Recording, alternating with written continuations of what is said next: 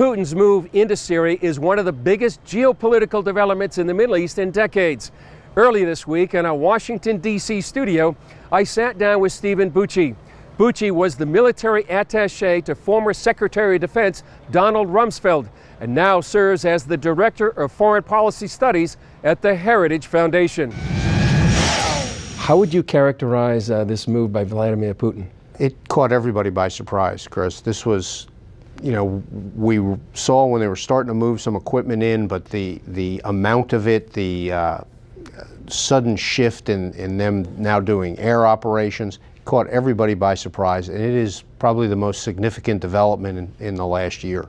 And what do you think, what are the goals? What's the initial goal from your perspective of what Putin is trying to do? His primary goal is to keep Bashar al-Assad in power. That's what he needs. That way he keeps his seaport there in Tartus. He now keeps the air base that they're building up as we speak. And it allows them to have the maximum influence both inside Syria and in the region. They've combined on this with Iran because they have exactly the same interests there, but theirs are even broader in maintaining the so-called Shia crescent.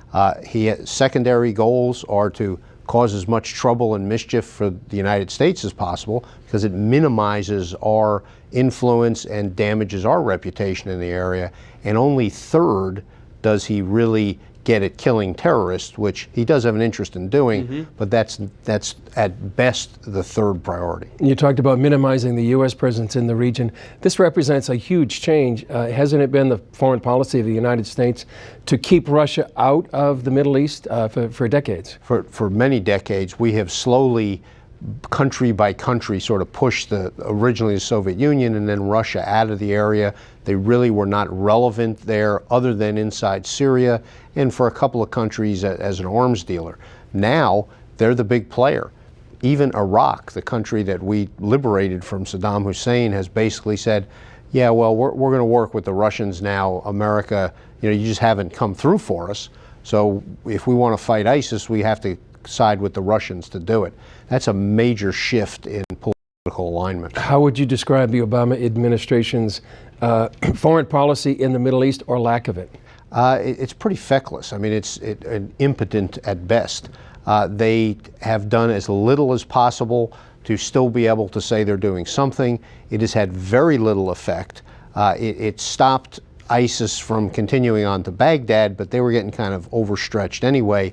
But they haven't rolled them back at all, and that has allowed them to continue to be a magnet for recruitment of Islamist jihadists from all over the world, and clearly hasn't done anything to help, particularly inside of Syria itself. So basically, has the Obama administration left a vacuum? A complete vacuum, and because they were so surprised by all this, they really have had not even anything viable to say in response to what the Russians are doing, including the diplomatic and military slap in the face of a Russian colonel walking up to the American embassy in Baghdad, knocking on the door and handing them a démarche, a letter from their government to our government saying, hey, we're starting airstrikes this morning. You guys better stay out of the way.